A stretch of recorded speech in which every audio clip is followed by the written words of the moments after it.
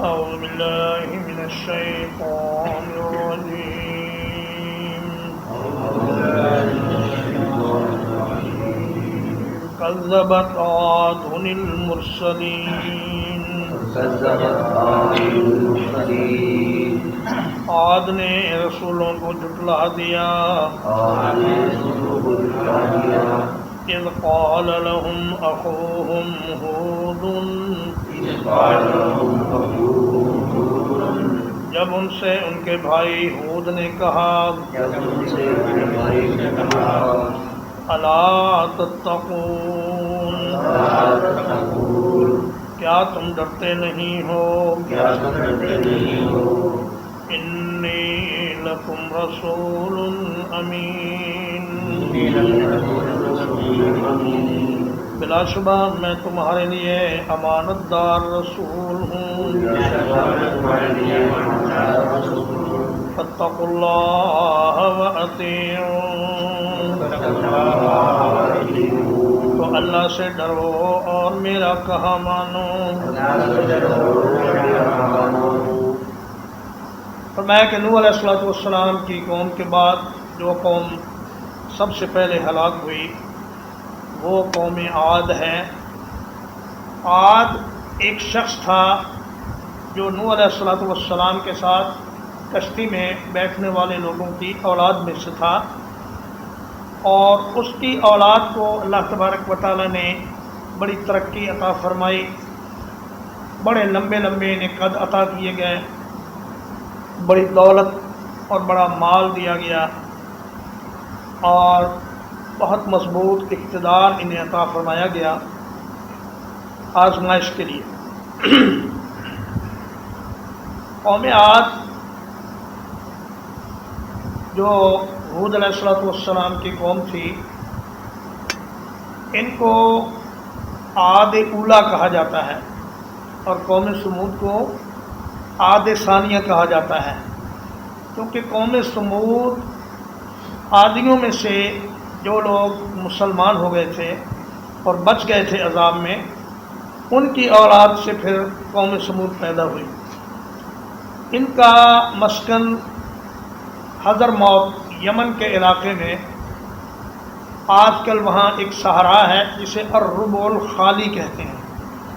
الربع الخالی دنیا کا سب سے بڑا چوتھا صحرا ہے، ریتلا صحرا، جس کا بڑا حصہ تو سعودی عرب میں ہے، لیکن کچھ حصہ اس کا یمن میں اور عمان میں اور متحدہ عرب امارات میں۔ تو جو حصہ یمن میں ہے یہ عدن سے لے کر عمان تک اس علاقے میں قوم عاد کے لوگ رہتے تھے۔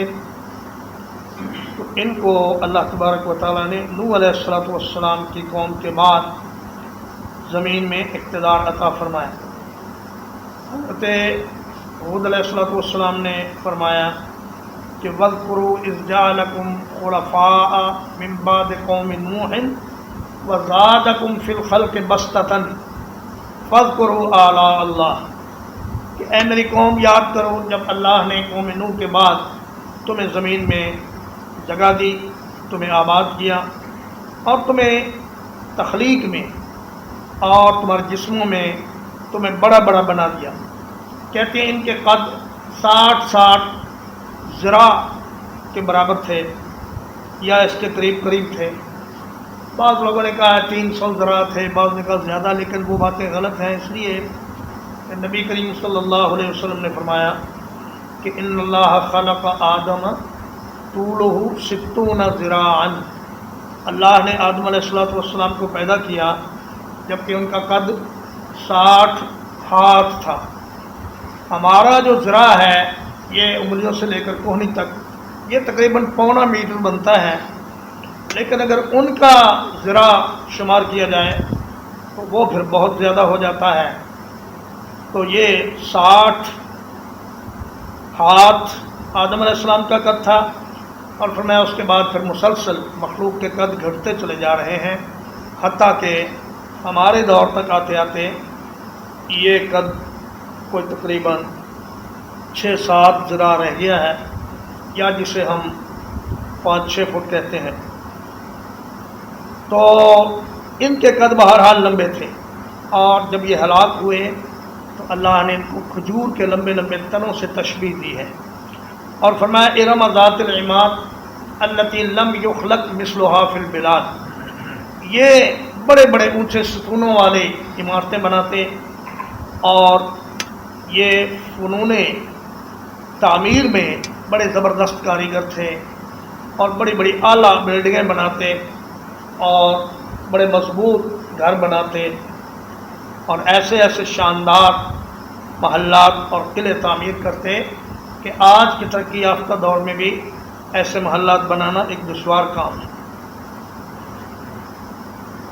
اور ان کا جو سیاسی نظام تھا وہ ظالم اور جابر بادشاہوں کے ماتحت تھا، کہ فرمایا وَتِلْكَ عَادٌ جَحَدُوا بِآيَاتِ رَبِّهِمْ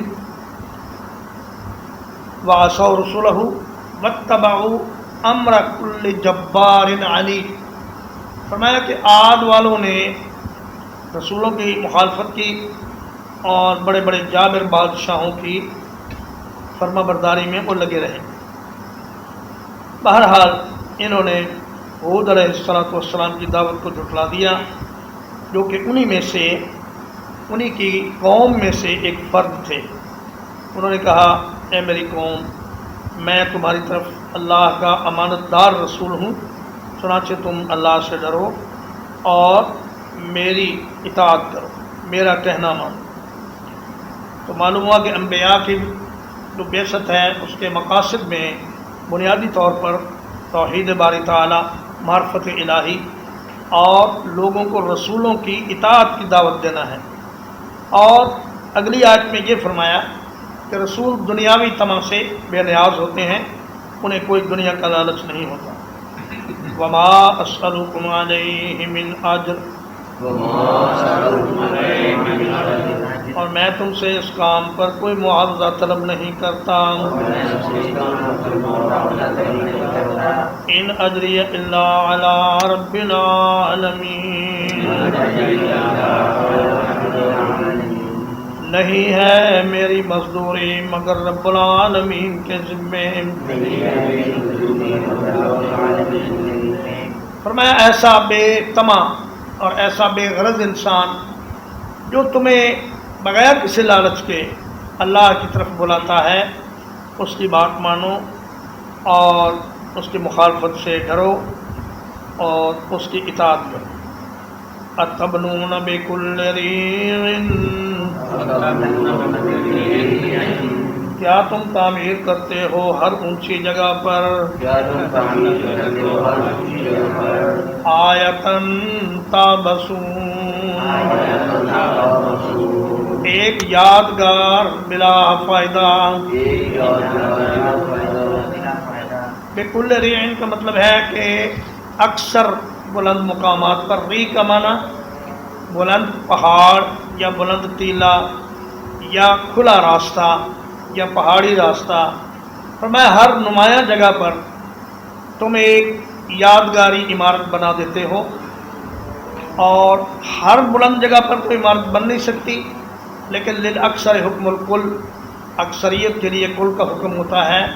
فرمایا اکثر اونچی جگہوں پر تم کوئی نہ کوئی یادگاری عمارت تعمیر کر دیتے ہو، ایسی عمارت جس میں رہائش تو نہیں رکھی جا سکتی، جیسے مینار نما کوئی عمارت بنا دی، یا اہرام مصر یا تاج محل جیسی عمارتیں، یا بارادری یا مقبرہ کوئی آدمی اپنی زندگی میں بھی اپنا بنا دے بڑا بلند و بالا۔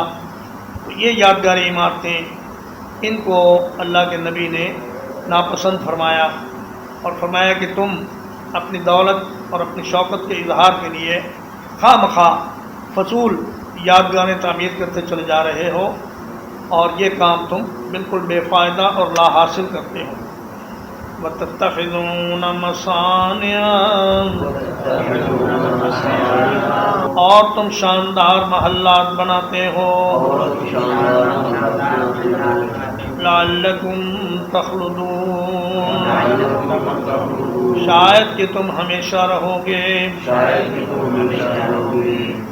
فرمایا مسنا کا معنی ہوتا ہے بڑی خوبصورت اور اعلیٰ بنی ہوئی چیز، اور مسانے کا مطلب زمین دوز نہریں بھی ہوتا ہے، اور محلات بھی اور مضبوط قلعے بھی۔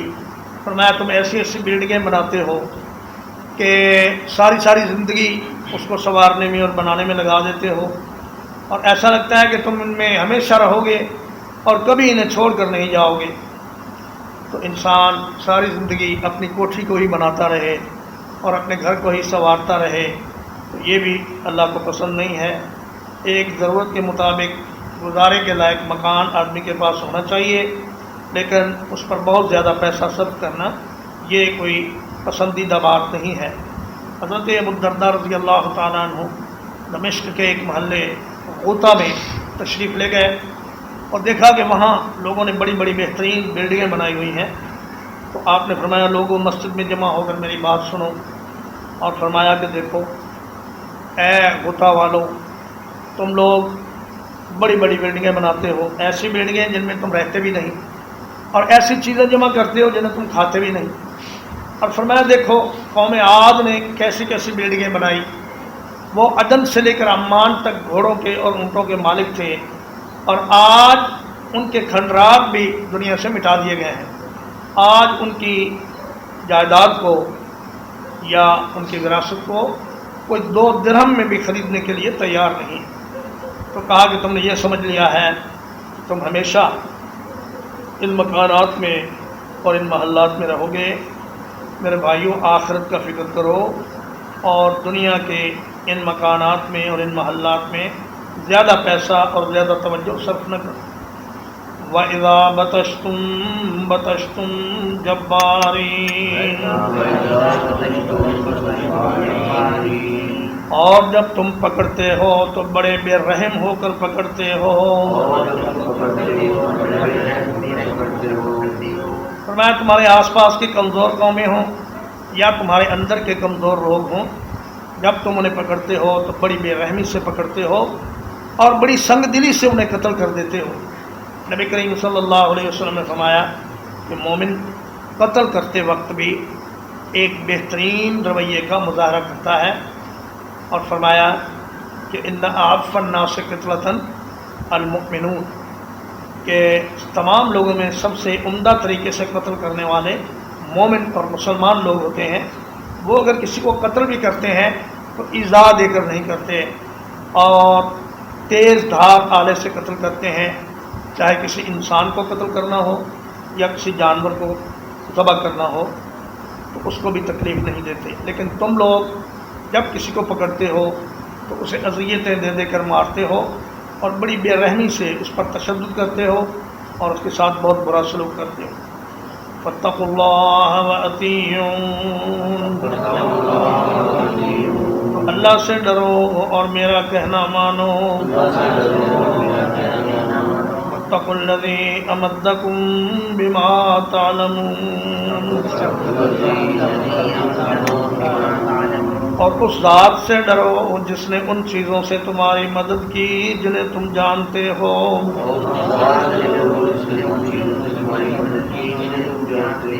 امدکم بانعام وبنین،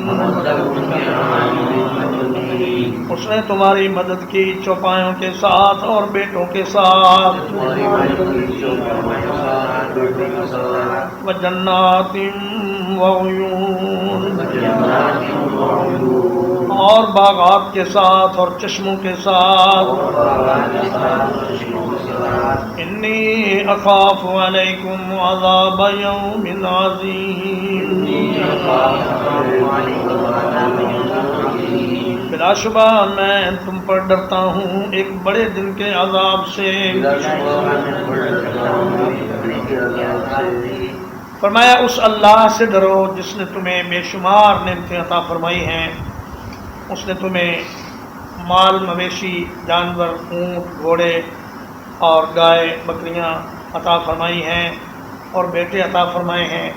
اور بیٹیوں کا ذکر اس لیے نہیں فرمایا کہ ان کا ذکر ضمناً خود بخود سمجھ میں آ رہا ہے کہ اللہ پاک نے تمہیں بیٹے بھی دیے ہیں، بیٹیاں بھی دی ہیں جن سے تمہاری نسلیں آگے چلتی ہیں، اور اللہ نے تمہیں باغات عطا فرمائے ہیں، اور ان میں چشمے جاری فرمائے ہیں. آبپاشی کا نظام بھی تمہیں ایسا دیا کہ تمہیں باغات کو سیراب کرنے کے لیے کہیں سے پانی لانا نہیں پڑتا. تو اللہ کی ان نعمتوں کو استعمال کرنے کے بعد تم جب اس کی ناشکری کرو گے اور پیغمبر کی مخالفت کرو گے تو مجھے خطرہ ہے کہ تم پر ایک بڑے دن کا عذاب آئے گا. بڑا عذاب نہیں کہا بلکہ بڑے دن کا عذاب کہا. مطلب یہ کہ جب وہ دن اتنا عظیم ہے تو اس کا عذاب بھی اتنا ہی عظیم ہوگا جتنا عظیم وہ دن ہے. تو اس دن کے عذاب سے ڈرو اور میری مخالفت چھوڑ دو. ترجمہ کیا کذبت عاد المرسلین، عاد نے رسولوں کو جھٹلا دیا. اذ قال لهم اخوهم ہود، جب ان سے ان کے بھائی ہود نے کہا الا تتقون، کیا تم ڈرتے نہیں ہو؟ انی لکم رسول امین، بلا شبہ میں تمہارے لیے امانت دار رسول ہوں. فاتقوا اللہ وأطیعون، تو اللہ سے ڈرو اور میرا کہنا مانو. وما اسألکم علیہ من اجر، اور میں اس کام پر تم سے کوئی مزدوری نہیں مانگتا. ان اجری الا علی رب العالمین، نہیں ہے میری مزدوری مگر رب العالمین کے ذمے. اتبنون بکل ریع آیۃ، کیا تم ہر اونچی جگہ پر ایک یادگار کھڑی کر دیتے ہو؟ تعبثون، بے فائدہ کام کرتے ہو. وتتخذون مصانع، اور مضبوط محلات بناتے ہو. لعلکم تخلدون، شاید کہ تم ہمیشہ رہو گے. وَإِذَا بَطَشْتُمْ بَطَشْتُمْ جَبَّارِينَ، اور جب تم پکڑتے ہو تو بے رحم ہو کر پکڑتے ہو. وَاتَّقُوا اللَّهَ وَأَطِيعُونِ، اللہ سے ڈرو اور میرا کہنا مانو. واتقوا الذی امدکم بما تعلمون، اور اس ذات سے ڈرو جس نے تمہاری مدد کی ہے ان چیزوں سے جنہیں تم جانتے ہو.